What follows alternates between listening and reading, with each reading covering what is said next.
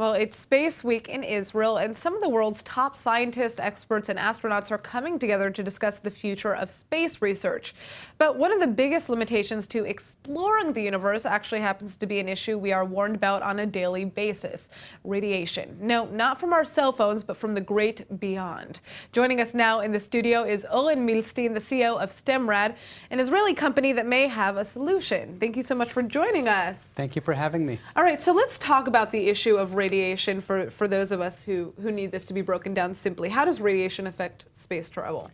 So radiation is a big bottleneck in getting people into deep space for the first time since the Apollo missions.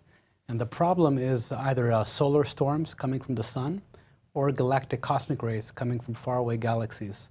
And when they converge, they cause, unfortunately, cancer. Over high doses of radiation, an astronaut could unfortunately experience cancer down the road over his career. Wow. Okay. So what is the solution that your company has come up with?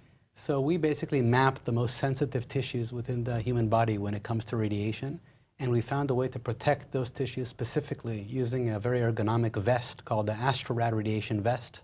It's been co-developed with Lockheed Martin in America. Wow.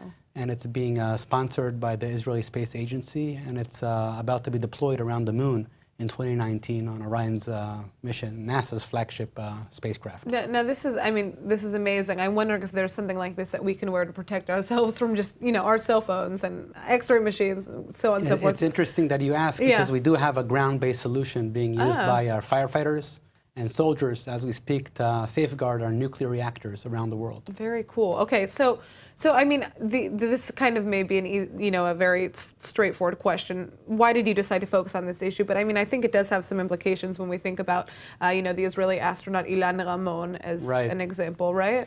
Yeah, Ilan Ramon, certainly, I knew him actually. I played basketball with him on the base in Chatzirim as a young man, and his tragedy inspired me. For sure, to look for a solution. But it all began in my studies, in my Ph.D. studies in the Weizmann Institute. That's where I was truly inspired to protect human beings from harmful radiation, be it gamma radiation or spaceborne radiation. Well, I think what you guys are doing is absolutely incredible. We have to remember how important it is for us to continue doing, manned research in space as well, a topic which I wish we had time to discuss, but we just don't. Thank you so much for joining us, Oren. Thank you for having me.